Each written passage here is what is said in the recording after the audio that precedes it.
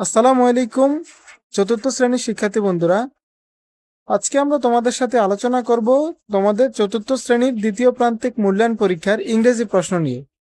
তোমাদের কিন্তু দ্বিতীয় প্রান্তিক মূল্যায়ন পরীক্ষা শুরু হয়েছে, অবশ্য তোমাদের বাংলা পরীক্ষা শেষ হয়েছে। আমি কিন্তু তোমাদের বাংলা পরীক্ষার জন্য একটা বাংলা প্রশ্ন দিয়েছিলাম, যেটা দেখে কেমন কমন পড়েছে তোমরা অবশ্যই কমেন্টে জানাবে। এবং আজকের এই ক্লাসটা যদি করতে পারো বা এই প্রশ্নটা পড়তে পারো, তাহলে তোমাদের পরীক্ষার ভেতরে হুবহু কমন পেতে পারো। তাই মনোযোগ দিয়ে এই ক্লাসটি করতে হবে এবং এই প্রশ্নের কিন্তু উত্তর সহ দেওয়া হবে। তাই ভালোভাবে ক্লাসটা করবে এবং উত্তরগুলোর পিডিএফ আমি কমেন্ট বক্সে দেব, সেগুলো সংগ্রহ করে নেবে। আর এই চ্যানেলে নতুন হলে অবশ্যই চ্যানেলটি সাবস্ক্রাইব করবে এবং তোমাদের বন্ধু বান্ধবদের নিকট এই ভিডিওটি শেয়ার করে দিবে। তো চলো শিক্ষার্থীরা, কথা না বাড়িয়ে এই ক্লাসটি আমরা শুরু করে দেই। দেখো, তোমাদের পরীক্ষা কিন্তু 70 নম্বরের হবে এবং 70 নম্বরের পরীক্ষা থাকবে 2 ঘন্টা 30 মিনিটের মধ্যে। এখানে একটা প্যাসেজ দেওয়া আছে, Rahat and his family lives in a small village in Rangpur. এটা কিন্তু তোমাদের বইয়ের একটা প্যাসেজ। এই প্যাসেজটা তোমাদেরকে খুব ভালোভাবে পড়তে হবে। আরেকটা প্যাসেজের নাম বলবো, সেটা হলো রিনা ওয়াটার্ড ইন দ্য প্লান্ট, অর্থাৎ রিনা এবং তার বাবা যে একটা বাগান করেছিল, সেটাও পড়তে পারো। এই দুইটা প্যাসেজ থেকে তোমাদের পরীক্ষা হুবহু যে কোনো একটা আসবেই আসবে। তোমরা যারা দ্বিতীয় প্রান্তিক মূল্যায়ন পরীক্ষা ইংরেজি পরীক্ষা দিবে, এই দুইটা প্যাসেজ, একটা হলো তোমাদের রিনা যে বাগান করেছিল ওইটা, আর হলো এই যে রাহাত অ্যান্ড হিজ ফ্যামিলি, এই প্যাসেজটা, এই দুইটা প্যাসেজ পড়বে হুবহু যে কোনো একটা অবশ্যই কমন পড়বে। এরপর এই প্যাসেজ থেকে দেখো এমসিকিউ দেওয়া আছে, অর্থাৎ কিছু সঠিক উত্তর দেওয়া আছে। সঠিক উত্তর আছে 5টা। এখান থেকে তোমাদেরকে 5টাই উত্তর করতে হবে। সঠিক উত্তরগুলো এক নজর দেখে নাও। এরপর দেখো গ্যাপ ফিলিং থাকবে, অর্থাৎ শূন্যস্থান। এখানে শূন্যস্থানগুলো দেওয়া আছে, এই শূন্যস্থানগুলো তোমাদেরকে খুব ভালোভাবে পড়তে হবে। তারপর দেখো 3 নং থাকবে কোশ্চেন আনসার। এখানে যে কোশ্চেনগুলো আছে, তোমরা কিন্তু এই প্যাসেজ থেকে দেখে দেখে এই কোশ্চেনের অ্যান্সার গুলো করতে পারো। আর আমি তো এই চ্যানেলের ভেতরে উত্তর দিয়েই দেবো এই ক্লাসের শেষে দিয়ে, তোমরা সেগুলো করতে পারো।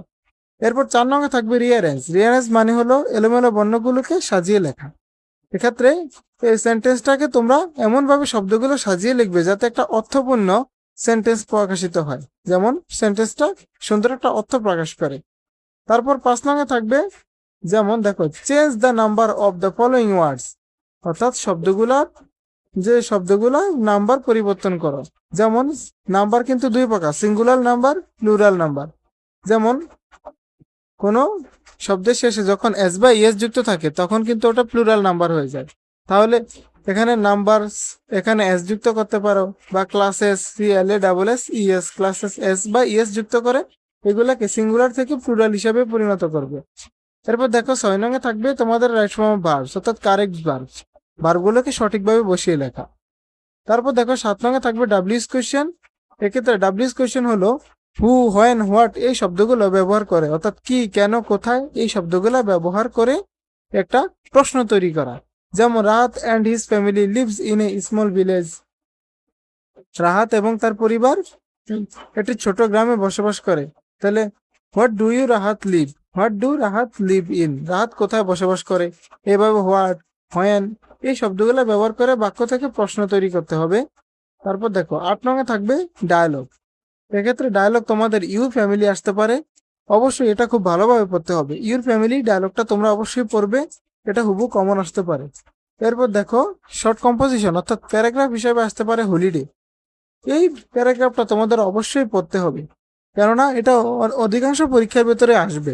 তোমাদের যাদের পরীক্ষা এখনো হয় নাই হুবহু কমন পাবে। তাই আজকের ক্লাসটি ভালোভাবে তোমাদেরকে করতে হবে। এবার চলো আমরা এই প্রশ্নের উত্তরগুলো দেখে আসি।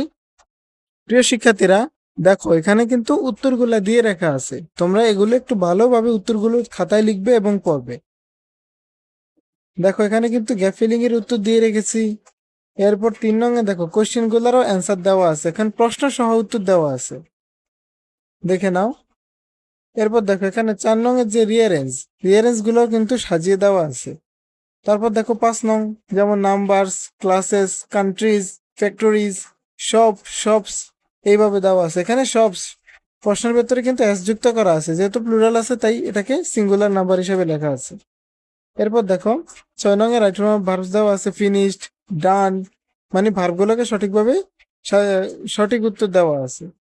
এরপর দেখো ডাব্লিউএস কোশ্চেনও কিন্তু আনসার দেওয়া আছে, ডাব্লিউএস কোশ্চেনের উত্তরগুলো দেওয়া আছে, তোমরা এগুলো পড়বে।